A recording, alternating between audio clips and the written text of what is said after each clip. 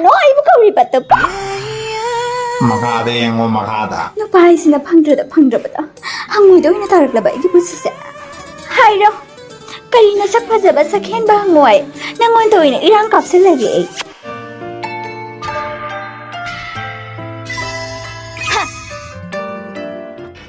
Thainya mamangai apikpo khunga amada nupi ani lonba nipa ama lerami matamgi matungina nupi ani adugi macha nupi momom phangjakhi adubu nupi ani lonbanina amada khara hena nusikrabadi amana pakhatpa haibase heke tonarami asumna mau atombi sidi kalak chawgun bi oibana macha loi hundoklamdaga mapamda leikre asumna angang nupi macha adudi mau ahan ahombina pulap chawngbi yuglakhi Picnic di mama do munarami yung bado siya amran nusiba matawamani adubu chawrapagi matunginadi yang kaina rapu matawamoraki asumna ni wari ese mayam taminarase Ibe ma ohombiya ay wa ma haidiniya nang na janu pida chawdi chawre habati na janu pi ani do amane na poktabi amane na poktabi adana ani do haidi kusu kumenda samana di haidare atomi na ko amaduna mo karino yango we aduga nangi na janu pi asiyang baduna ni muri ba ko karigino nanga yam khenari duna mo karigino Karino da tubi nang so hai male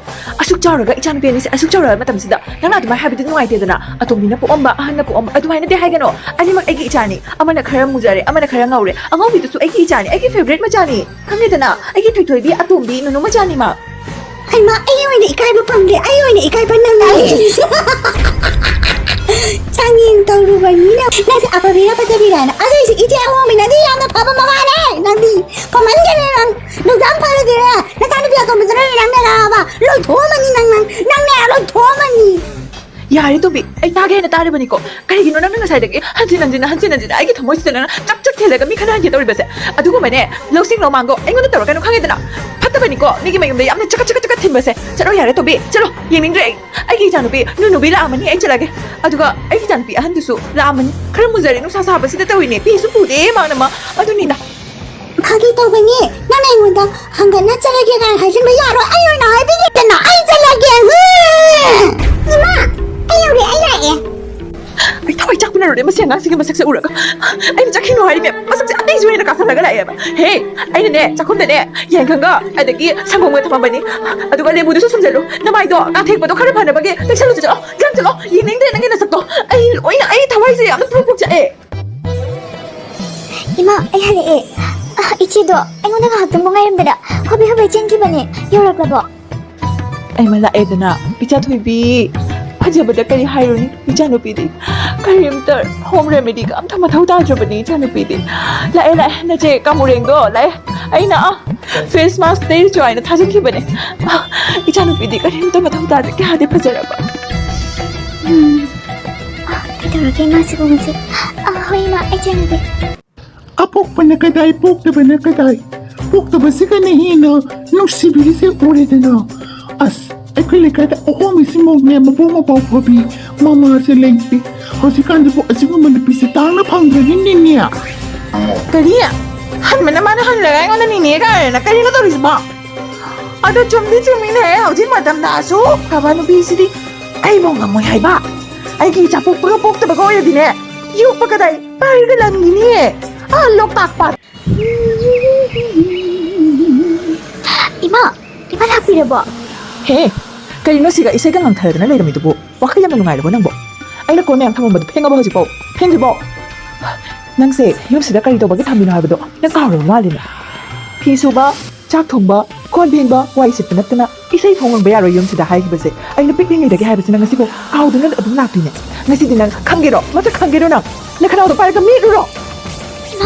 Kaino ay bili basi bo kasi di imana ay bo maya mama aduga nung sinatulog pa duga di imasi wala mare ay bulong si bahu bat amare na kaino na imana nga bili basi bo kaino ima ay kaino gano ima imana aso ko di basi bo kaino Hey, kalau kano ima kaino taning di po nangin na sino kagi ima kaino Isa, naman na pagkait na mahibido na ay giwada mawasin ay sanba aduga masaka hundok lang kasi chati kure kanana nang buyok lang panuha basi kaurabo ay bu madam ko madam kang dito na Ima ko bagi nangin na chindu ni pagti ne. Nama du bari na sukhay ni nera ka. Lupa ama pagka chindu daw rin ni. Ato na nairingay tapos ko na sura mo. Ay kami ma. Ay mo upi na may ate. Ay mo sinalang sa primas. Ay mo ꯍꯥꯏꯅ ꯈꯜꯂꯤ ꯀꯞꯁꯟꯅꯗꯨꯅ ꯃꯇꯝꯗꯣ ꯃꯥꯡꯍꯜꯂꯅꯨ ꯆꯥꯛ ꯊꯣꯡꯕꯒꯤ ꯃꯇꯝ ꯌꯧꯔꯛꯑꯦ ꯆꯥꯛ ꯆꯥꯗꯅ ꯑꯩꯕꯨ ꯑꯁꯨꯝ ꯍꯥꯠꯂꯒꯦ ꯍꯥꯏꯕ꯭ꯔꯣ ꯅꯪꯕꯨ ꯑꯩꯅ ꯉꯥꯡꯂꯨꯕꯒꯤ ꯍꯥꯠꯇꯣꯛꯑꯒꯦ ꯍꯥꯏꯕ꯭ꯔꯣ ꯀꯔꯤꯅꯣꯅꯦ ꯏꯆꯥꯅꯨꯄꯤ ꯑꯃꯗꯨꯅ ꯃꯥꯛꯁ ꯇꯩ ꯁꯨꯃꯥꯏꯅ ꯆꯠꯈ꯭ꯔꯒ ꯀꯗꯥꯏꯗ ꯂꯩꯈ꯭ꯔꯒꯦꯅꯦ ꯊꯣꯏꯊꯣꯏꯕꯤ ꯊꯣꯏꯅꯣꯕꯤ ꯑꯍꯣꯡꯕꯤ ꯀꯨꯏꯔꯦꯅꯦ ꯎꯗꯕ ꯉꯁꯤꯗꯤ ꯅꯪꯅ ꯀꯣꯏꯊꯣꯔꯛꯄꯁꯦ ꯑꯣꯟꯊꯣꯛꯅ ꯅꯨꯡꯉꯥꯏꯔꯦꯗ ꯑꯗꯣ ꯅꯪꯒꯤ ꯃꯔꯝꯗ ꯄꯥꯎ ꯌꯥꯝꯅ ꯇꯥꯏꯅꯦ ꯅꯪꯁꯦ ꯃꯃꯥ ꯑꯐꯕꯤꯅꯤ ꯍꯥꯏꯗꯨꯅ ꯂꯩꯕꯥꯛꯁꯦ ꯃꯁꯦꯕꯥꯛ ꯐꯪꯉꯦ ꯐꯥꯎꯔꯦꯅꯦ ꯅꯪꯁꯦ ꯀꯔꯤ ꯍꯥꯏꯕꯅꯤ ꯃꯃా ꯆꯥꯎꯈꯠꯇꯕꯤ ꯂꯝꯀꯦꯠ ꯂꯝꯍꯥꯏꯕꯤꯗꯨꯅ ꯍꯨꯟꯗꯣꯛꯑꯝꯃꯒ ꯅꯪꯅ ꯃꯥꯒꯤ ꯃꯊꯤ ꯃꯌꯨ ꯁꯦꯡꯗꯅ ꯄꯤꯛꯂꯤꯉꯩꯗ ꯌꯣꯛꯂꯦ ꯍꯧꯖꯤꯛꯁꯨ ꯅꯪꯅ ꯑꯗꯨꯃꯛ ꯃꯆꯥꯅꯨꯄꯤꯗꯒꯤ ꯍꯦꯟꯅ ꯅꯨꯡꯁꯤꯔꯤ ꯍꯥꯏꯕꯁꯦ ꯃꯌꯥꯝꯅꯅꯦ ꯋꯥ ꯋꯥ ꯋꯥ ꯋꯥ ꯌꯨꯝꯊꯣꯡ ꯈꯨꯗꯤꯡꯒꯤ ꯌꯦꯅꯈꯥ ꯈꯨꯗꯤꯡꯒꯤ ꯊꯤꯒꯣꯝ ꯂꯥꯈꯣꯝ ꯂꯣꯏ ꯄꯨꯝꯅꯃꯛ ꯈꯨꯗꯤꯡꯒꯤ ꯉꯥꯡꯅꯔꯤꯕ ꯑꯗꯣ ꯅꯪꯁꯦ ꯑꯍꯣꯡꯕꯤ ꯍꯥꯏꯕꯁꯦ ꯅꯪꯒꯤ ꯃꯤꯡꯁꯦ ꯄꯛꯆꯩꯅꯦ ꯏꯃꯣꯏꯅꯨ ꯑꯍꯣꯡꯕꯤꯅꯤꯅꯦ ꯅꯪꯗꯤ ꯑꯗꯨꯅꯤꯗꯩꯅꯦ ꯑꯩꯒꯤ ꯕꯤꯍꯦꯕꯤꯌꯔꯁꯤꯗꯤꯅꯦ ꯄꯤꯛꯂꯤꯉꯩꯗꯒꯤ ꯏꯃꯥ ꯏꯄꯥꯅ ꯇꯥꯛꯄꯤꯔꯛꯄ ꯍꯥꯏꯇꯥꯔꯦ ꯑꯩꯗꯤ ꯑꯁꯨꯝꯅ ꯂꯝꯀꯦꯠ ꯑꯃ ꯍꯥꯏꯕ ꯃꯤꯁꯤꯡꯁꯦ ꯌꯥꯝꯅ ꯍꯩꯅꯗꯦ ꯑꯗꯨꯒ ꯌꯦꯡꯉꯨꯀꯣ ꯃꯧ ꯑꯇꯣꯝꯕꯤꯗꯨꯅ ꯇꯧꯔꯝꯂꯤꯕꯗꯣ ꯑꯗꯣ ꯃꯥꯒꯤ ꯀꯔꯃꯅꯤ ꯑꯗꯨꯒ ꯑꯉꯥꯡ ꯑꯗꯨꯒꯤꯗꯤ ꯀꯔꯤ ꯃꯔꯥꯜꯅꯣꯀꯣ ꯑꯉꯥꯡꯗꯨꯗꯤ ꯀꯩꯁꯨ ꯂꯥꯟꯖꯗꯦꯕ ꯃꯈꯣꯏꯅ ꯃꯃꯥ ꯃꯄꯥ ꯑꯣꯏꯕꯁꯤꯡꯗꯨꯅ ꯐꯠꯇꯕ ꯁꯥꯖꯠ ꯆꯠꯂꯒ ꯑꯉꯥꯡꯗꯨꯒ ꯍꯥꯏꯗꯤ ꯇꯩꯊꯦꯡꯗꯨ ꯐꯪꯕꯗꯤ ꯐꯠꯇꯦ ꯍꯥꯏꯗꯨꯅ ꯑꯩꯅ ꯏꯆꯥꯃꯛꯅꯤ ꯈꯟꯗꯨꯅ ꯉꯁꯤ ꯐꯥꯎꯕ ꯌꯣꯛꯂꯤꯕꯁꯤꯅꯤ ꯑꯗꯨꯒ ꯉꯁꯤ ꯐꯥꯎꯕꯗ ꯏꯆꯥꯅꯨꯄꯤꯗꯨꯅꯁꯨ ꯅꯣꯏꯗ ꯂꯥꯛꯑꯒ ꯋꯥ ꯃꯆꯦꯠ ꯑꯃ ꯏꯃꯥꯗꯨꯅ ꯑꯩꯕꯨ ꯇꯥꯛꯊꯤ ꯇꯧꯏ ꯍꯥꯏꯕꯗꯤ ꯍꯥꯏꯔꯝꯒꯅꯤ ꯊꯥꯖꯗꯦ ꯀꯔꯤꯒꯤꯅꯣ ꯍꯥꯏꯕꯗꯤ ꯑꯩ ꯇꯧꯁꯨ ꯇꯧꯗꯦ ꯊꯃꯣꯏ ꯃꯅꯨꯡꯗꯒꯤ ꯑꯩꯅ ꯏꯆꯥꯃꯛꯅꯤ ꯈꯟꯗꯨꯅ ꯏꯆꯥꯃꯛꯅꯤ ꯀꯔꯤꯅꯣ ꯏꯆꯥꯅꯦ ꯑꯩꯅ ꯌꯣꯛꯂꯤꯕꯅꯦ ꯏꯆꯥꯅꯨꯄꯤ ꯑꯍꯟꯗꯣ ꯑꯗꯨꯒ ꯊꯕꯛ ꯄꯨꯝꯅꯃꯛ ꯁꯨꯍꯜꯂꯤꯅꯤ ꯑꯇꯣꯝꯕꯤꯅꯤ ꯍꯥꯏꯗꯨꯅꯅꯦ ꯂꯥꯏꯔꯤꯛꯇ ꯄꯥꯗꯨꯅ ꯊꯝꯂꯤꯕꯅꯤ ꯈꯪꯅꯕ ꯑꯩꯁꯨ ꯋꯥꯔꯤꯕꯅꯤꯅꯦ ꯈꯪꯅꯤꯡꯉꯤꯅꯦ ꯅꯁꯛꯇꯣ ꯅꯁꯛꯇꯣ ꯎꯔꯒ ꯑꯇꯣꯝꯕꯤꯗꯨꯒꯤ ꯁꯛꯇꯣ ꯅꯤꯡꯁꯤꯡꯉꯤꯅꯦ ꯈꯪꯅꯤꯡꯉꯤꯅꯦ ꯑꯗꯣ ꯑꯩꯅ ꯅꯪꯕꯨ ꯐꯨꯔꯤꯕꯁꯦ ꯅꯪꯅ ꯍꯦꯛ ꯂꯩꯀꯥꯏ ꯆꯠꯂꯒ ꯍꯥꯏꯔꯕꯅꯦ ꯅꯪ ꯃꯌꯨꯝꯁꯤꯅ ꯆꯨꯗꯣꯔꯤꯕꯅꯦ ꯑꯗꯨꯅꯤꯅꯦ ꯅꯪꯁꯦ ꯍꯧꯖꯤꯛꯀꯤ ꯃꯇꯝꯗ ꯀꯂꯤꯌꯨꯛꯇ ꯅꯪꯁꯦ ꯂꯥꯏꯑꯣꯏ ꯃꯤꯑꯣꯏꯒꯨꯝꯕ ꯅꯨꯄꯤꯅꯤꯅꯦ ꯅꯈꯣꯡ ꯄꯥꯏꯅ ꯑꯝꯇꯪ ꯈꯨꯔꯝꯍꯧꯒꯦꯅꯦ ꯅꯪꯕꯨ ꯖꯣꯏ ꯖꯣꯏ ꯖꯣꯏ ꯖꯣꯏ ꯇꯧꯕꯤꯒꯅꯨ ꯏꯅꯦ ꯑꯩꯅ ꯐꯅ ꯐꯕ ꯊꯕꯛ ꯇꯧꯔꯕꯁꯨꯅꯦ ꯈꯨꯔꯝꯕꯒꯤ ꯗꯤꯖꯔꯞ ꯇꯧꯔꯕꯁꯨꯅꯦ ꯈꯨꯔꯝꯕꯤꯒꯅꯨ ꯏꯅꯦ ꯂꯥꯞꯅ ꯑꯗꯨꯝ ꯂꯩꯌꯨ ꯀꯩꯒꯤꯅꯣ ꯍꯥꯏꯕꯗꯤ ꯏꯅꯦꯒꯤ ꯈꯨꯠꯇꯣ ꯑꯃꯨꯛ ꯁꯟꯊꯤ ꯄꯥꯏꯔꯛꯄ ꯃꯅꯝ ꯅꯝꯃꯦ ꯏꯅꯦ ꯀꯔꯤ ꯉꯥꯡꯉꯤꯅꯣꯅꯦ ꯀꯔꯤꯅꯣꯅꯦ ꯑꯩꯕꯨ ꯁꯟꯊꯤ ꯃꯅꯝ ꯅꯝꯃꯤꯒ ꯍꯥꯏꯔꯗꯅ ꯍꯣꯏ ꯐꯔꯦ ꯑꯩ ꯆꯠꯂꯒꯦ ꯅꯨꯖꯥꯅꯕꯨ ꯁꯛꯈꯤꯟꯕꯤ ꯀꯗꯣꯝꯗꯒꯤꯅꯣ ꯅꯪꯅ ꯄꯥꯏꯊꯣꯔꯛꯏꯕꯨ ꯀꯩ ꯂꯝꯗꯒꯤ ꯑꯣꯏꯕꯅꯣ ꯅꯪꯕꯨ ꯅꯃꯤꯡꯗꯣ ꯑꯝꯇ ꯇꯥꯛꯄꯤꯌꯨ ꯅꯨꯖꯥ ꯅꯪꯕꯨ ꯌꯥꯝꯅ ꯐꯖꯩꯅꯦ ꯅꯪꯒꯤ ꯃꯁꯛꯇꯤ ꯉꯧꯕꯅ ꯉꯧꯕ꯭ꯔꯥꯡ ꯆꯨꯗꯨꯅ ꯅꯪꯒꯤ ꯅꯁꯛꯇꯨꯅ ꯄꯁꯣꯠ ꯂꯩꯗꯧꯅ ꯉꯧꯔꯕꯤ ꯑꯗꯨꯛ ꯌꯥꯝꯅ ꯉꯧꯔꯕꯤ ꯅꯪꯕꯨ ꯀꯗꯣꯝꯗꯒꯤꯅꯣꯅꯦ ꯁꯪꯒꯣꯝ ꯃꯥꯟꯕꯤ ꯃꯥꯟꯖ ꯁꯛ ꯈꯪꯗꯕꯋꯣ ꯑꯩꯁꯨ ꯀꯔꯝꯅ ꯍꯥꯏꯒꯅꯤ ꯑꯩꯒꯤ ꯄꯨꯟꯁꯤꯗꯤ ꯃꯤꯌꯥꯝꯒ ꯃꯥꯟꯅꯗ꯭ꯔꯕꯤ ꯄꯨꯟꯁꯤ ꯏꯃꯥꯅ ꯅꯨꯡꯁꯤꯕꯤꯗ꯭ꯔꯕꯤ ꯏꯆꯦꯅ ꯃꯤꯔꯥꯏꯕꯤꯔꯕꯤ ꯑꯩꯁꯦ ꯉꯁꯤ ꯃꯐꯝꯁꯤꯗ ꯊꯋꯥꯏꯁꯦ ꯊꯥꯔꯨꯔꯒꯦ ꯍꯥꯏꯗꯨꯅ ꯂꯥꯛꯂꯤꯕꯅꯤ ꯑꯗꯨꯒ ꯃꯥꯟꯖꯅ ꯑꯩꯒꯤ ꯂꯝꯗ ꯍꯥꯏꯕꯗꯤ ꯂꯝꯕꯤꯗ ꯊꯠꯂꯤꯕꯁꯤꯕꯨ ꯀꯔꯤꯒꯤꯅꯣ ꯂꯝꯕꯤ ꯄꯤꯌꯨ ꯑꯩꯍꯥꯛ ꯊꯋꯥꯏ ꯊꯥꯔꯨꯈꯤꯒꯦ ꯃꯥꯟꯖꯋꯣ ꯑꯗꯨꯛ ꯐꯖꯕ ꯄꯁꯣꯠꯂꯩ ꯃꯥꯜꯂꯕ ꯅꯪꯒꯤ ꯁꯑꯣꯡ ꯁꯄꯥꯟ ꯅꯪꯒꯤ ꯁꯛꯇꯝ ꯑꯗꯨꯕꯨ ꯅꯪꯅ ꯃꯥꯡꯍꯜꯂꯒꯦ ꯈꯜꯂꯤꯕꯗꯨ ꯀꯔꯤꯒꯤꯅꯣ ꯅꯪꯅ ꯁꯤꯔꯕ ꯅꯪꯒꯤ ꯊꯋꯥꯏꯗꯨꯗꯤ ꯄꯥꯏꯈ꯭ꯔꯒꯅꯤ ꯑꯗꯨꯕꯨ ꯅꯪꯒꯤ ꯑꯁꯤꯕ ꯍꯛꯆꯥꯡꯗꯨꯗꯤ ꯐꯖꯔꯤꯕ ꯍꯛꯆꯥꯡꯗꯨꯗꯤ ꯃꯩꯅꯨꯡꯗ ꯃꯣꯡꯐꯝꯗ ꯂꯣꯏꯕꯅ ꯎꯠ ꯑꯣꯏꯅ ꯇꯨꯡꯈ꯭ꯔꯒꯅꯤ ꯑꯗꯨꯗꯤ ꯇꯧꯒꯅꯨ ꯈꯔꯒ ꯄꯨꯟꯁꯤ ꯁꯥꯡꯅ ꯍꯤꯡꯅꯅꯕ ꯍꯣꯠꯅꯈꯣ ꯋꯥꯈꯜ ꯅꯨꯡꯉꯥꯏꯕ ꯈꯟꯈꯣ ꯅꯪꯉꯣꯟꯗ ꯇꯥꯊꯤ ꯇꯥꯑꯣꯏꯅ ꯇꯧꯔꯤꯕꯗꯣ ꯑꯩ ꯌꯦꯡꯒꯦ ꯅꯪꯒꯤ ꯃꯥꯟꯖ ꯄꯥꯝꯃꯨꯕ ꯂꯩꯔꯤꯕꯁꯤꯗꯤ ꯑꯩꯉꯣꯟꯗ ꯅꯪꯅ ꯔꯦꯁꯄꯣꯟꯁꯤꯕꯤꯂꯤꯇꯤ ꯄꯤꯌꯨ ꯃꯣꯏ ꯍꯥꯠꯄꯒꯤꯗꯃꯛꯇ ꯁꯣ ꯏꯕꯥꯅꯤ ꯆꯪꯗꯅ ꯍꯥꯠꯃꯤꯟꯅꯁꯦ ꯅꯣ ꯑꯩꯕꯨ ꯆꯥꯎꯅꯕ ꯌꯣꯛꯄꯤꯔꯛꯄꯗꯤ ꯑꯩꯒꯤ ꯏꯃꯥꯅꯤ ꯑꯩꯒꯤ ꯏꯆꯦꯅ ꯑꯩꯕꯨ ꯇꯥꯊꯤ ꯇꯥꯑꯣꯏꯅ ꯇꯧꯔꯕꯁꯨ ꯑꯩꯒꯤꯗꯤ ꯀꯅꯥꯝꯇꯁꯨ ꯂꯩꯖꯗꯦ ꯃꯈꯣꯏ ꯑꯅꯤ ꯅꯠꯇꯕꯗ ꯑꯩꯒꯤ ꯏꯃꯥ ꯑꯄꯣꯛꯄꯤ ꯏꯃꯥꯗꯨꯅ ꯑꯩꯕꯨ ꯄꯤꯛꯂꯤꯉꯩꯗ ꯂꯝꯊꯣꯛꯂꯝꯃꯒ ꯆꯠꯈꯤꯕꯅꯦ ꯂꯝꯀꯦꯠ ꯂꯝꯍꯥꯏꯕꯤ ꯑꯣꯏꯗꯨꯅ ꯑꯩꯒꯤ ꯄꯨꯟꯁꯤꯁꯦ ꯃꯥꯡꯍꯟꯕꯅꯤ ꯑꯩ ꯀꯅꯥꯗꯁꯨ ꯋꯥꯔꯧꯕ ꯂꯩꯇꯦ ꯑꯩ ꯀꯅꯥꯗꯁꯨ ꯋꯥꯔꯧꯕ ꯂꯩꯇꯦ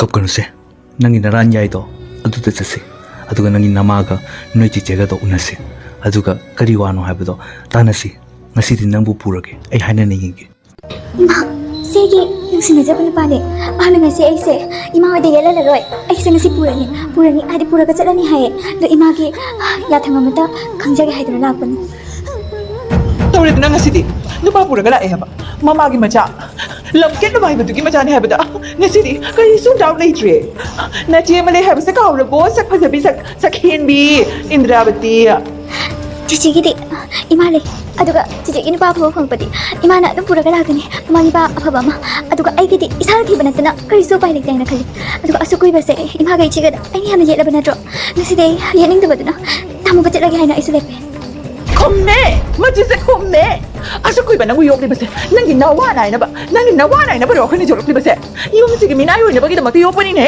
ꯑꯗꯨꯒ ꯅꯪꯅ ꯉꯁꯤ ꯅꯨꯄꯥ ꯑꯃ ꯄꯨꯔꯛꯑꯗꯅ ꯏꯃꯥꯏꯕꯤ ꯉꯝꯃꯨ ꯉꯝꯃꯦ ꯅꯪꯒꯤ ꯅꯃꯥꯏꯁꯦ ꯊꯥꯡꯈ꯭ꯔꯦꯗ ꯀꯔꯤꯅꯣ Ima, ito rin siya ako ninauna kasi pa puro ka lang isip po. Ati, Petro, piting ay digi manawang bis na ngawi, na mayampo na manadong hawag nila eh. Ano matong hawag na mulo, bagi matagyan ka na, manawang pinangaw na tasagre, masisidi, musin mo din ang kamuli ang mano na, ado magsip na liyaw rin, basi, magna ako yung nagyan, sili na ni, naging nasaan pi, poktabi sino, apat na mga misik, apat na mga ito. Ay, Ima, nakita mo ng trabaho, masang mataw naman pa di ba ni Pase, sa hiso kaya ano ram daw mati, Ima, luhong ka tapo ba di, ni Pase ka, ay nakana luhong niya! Ay mo, chumbe, itasin naman kasi, kok ay ba mangi, ay laik ay supaya na kan kasi, masiri maki makukse, kaya nung di ka narito na, chumbe, ibu mo, yemo, ay ka isa nupise, masakarat hizara baso, kutukaram muzara baso ne, lari ka pa ba ne, ang ko kasi yam hangi po ne, ato na ne, itang pise po, ato ka matatalay din kay kasi, ay di ita pa amata pokse de, yemo ko muna kalo, nang he ita nupise law ba da, lady ba jum, in call kasi, nang giloy na odori ba ne, loy na pitaw tori ba ne, ima di ka rito, gani kung sisalo de ba ne, na blendabon chala suyari, ato na ne, ita nupise law, kang na, ita nupise law. ꯑꯩꯒꯤꯗꯤ ꯏꯃꯥ ꯏꯄꯥ ꯀꯅꯥꯝꯇ ꯂꯩꯇ꯭ꯔꯦ ꯂꯧ ꯏꯪꯈꯣꯜ ꯂꯥꯏꯔꯤ ꯑꯩꯒꯤꯅꯦ ꯌꯨꯝ ꯐꯥꯎꯕ ꯂꯩꯐꯝ ꯂꯩꯇꯦ ꯆꯔꯨꯈꯣꯛꯇꯅꯦ ꯂꯩꯔꯤꯕꯅꯤ ꯆꯔꯨꯈꯣꯛꯇ ꯑꯗꯨꯝ ꯇꯨꯝꯃꯤ ꯑꯗꯩ ꯆꯥꯛ ꯆꯥꯅꯤꯡꯉꯥꯏꯁꯨ ꯂꯩꯇꯕꯅꯤ ꯆꯔꯨꯈꯣꯛꯇꯣ ꯁꯥꯏꯔꯒ ꯑꯗꯨꯝ ꯌꯣꯜꯂꯤ ꯑꯗꯣ ꯏꯃꯥꯅ ꯍꯧꯖꯤꯛ ꯅꯨꯄꯤ ꯑꯃꯁꯨ ꯑꯩꯒ ꯂꯨꯍꯣꯡꯅꯕ ꯄꯤꯕꯤꯔꯅꯤ ꯍꯥꯏꯅ ꯍꯥꯏꯔꯦ ꯑꯗꯨꯒ ꯂꯣꯏꯅꯅ ꯐ꯭ꯔꯤꯗ ꯄ꯭ꯔꯣꯄꯔꯇꯤ ꯃꯥꯒꯤ ꯏꯪꯈꯣꯜ ꯃꯥꯒꯤ ꯌꯨꯝ ꯄꯨꯝꯅꯃꯛꯁꯨ ꯄꯤꯕꯤꯒꯅꯤ ꯍꯥꯏꯅ ꯍꯥꯏꯔꯦ ꯁꯤꯒꯒꯤ ꯍꯦꯟꯅ ꯀꯥꯟꯅꯅꯤꯡꯉꯥꯏ ꯂꯩꯇ꯭ꯔꯦ ꯑꯩꯁꯨ ꯅꯨꯄꯤ ꯊꯤꯖꯗꯨꯅ ꯂꯝꯕꯤ ꯂꯝꯈꯥꯡꯗ ꯂꯥꯛꯄꯅꯤ ꯑꯗꯣ ꯑꯩꯅ ꯊꯦꯡꯅꯔꯨꯔꯦ ꯃꯣꯏꯅꯨꯒ ꯑꯗꯣ ꯃꯣꯏꯅꯨꯁꯤꯗꯤ ꯌꯥꯝꯅ ꯂꯩꯇ ꯂꯩꯔꯕꯤ ꯄꯠꯇꯠꯄꯤ ꯑꯣꯏꯅ ꯇꯧꯔꯦ ꯑꯗꯣ ꯑꯩꯅ ꯍꯧꯖꯤꯛ ꯇꯥꯕꯗꯗꯤ ꯁꯨꯛ ꯑꯐꯕ ꯅꯨꯄꯤꯁꯤꯕꯨ ꯑꯩꯅ ꯀꯔꯤꯒꯤ ꯊꯥꯗꯣꯛꯇꯣꯏꯅꯣ ꯑꯗꯨꯅ ꯑꯩ ꯗꯤꯁꯤꯖꯟꯁꯦ ꯍꯧꯖꯤꯛ ꯂꯥꯁ ꯐꯥꯏꯅꯦꯜ ꯑꯣꯏꯅ ꯑꯩꯅ ꯍꯥꯏꯖꯔꯒꯦ ꯃꯗꯨꯗꯤ ꯑꯩ ꯅꯪꯒꯤ ꯅꯆꯥꯅꯨꯄꯤ ꯑꯍꯟꯒ ꯂꯨꯍꯣꯡꯂꯒꯅꯤ Pele, thamoy pele. Uy, ma! Suksama raw ba numin? Suksama raw ba numin? Ay, di, no pa na magkongtong na laaga. Ay, wala sumay na propose to ba ba se? Ay, gini, mangda ba niya ay ba? Ano, ay, pansi na nupa ko na ba? Kaya si kang tarak ba ni? Sakti, timang gita na nupa na bo. Haning, bisa ba ni? Tinsi taga tsara ba ni? Ano po, nga sige na aga, ay, propose to pinatay, will you marry me? Ay, na. Oh my God. Yes, I will. Definitely marry you. Asumna ibu thadokpiramba na moiramabade aibu nasana hadokpiramba na padro aigi punsida loisalage aiduna ai chatpane ai amuk hana aigi punsida harna yengna roi khanduna chatpane atubu ai asa naura yengalamlaga hajina thadokna chatpire aigi no haibno ai sinenge yumda haji aigi watabina kanamsa leite ai aduna sirurage Ay, sirurage. Ngai ho.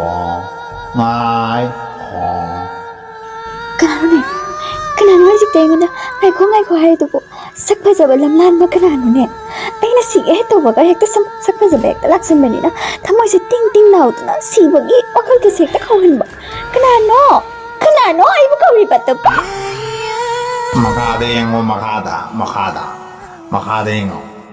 Kaya na sa ba hangoy na wang nini no pahay sina pangdrada da hangoy daw inataragla ba igipusi sa hayro kari na sakpa jaba sakhen ba hangoy nangon daw ina irang kapsal lagi ay Aina haibadi aise achamba hangoi nate aise hangoi ningthau aise shrap amana aise mukti phangdadan leibani mukti haibadi akhoi gi thadok pangandana leibani aise ningthau oina palami haiba aiga punna luhongba taragadi nangse Maharani dong na thamodoini ni ado nang thabak ama katang tawbiyo ay giting ng pambiyo.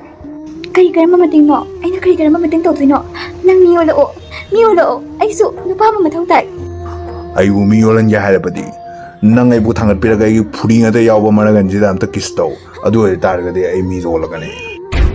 Yo! Ay, migi mayamda minayurag na baso asiga mathabag kitaw sa nindi Ado may to kano.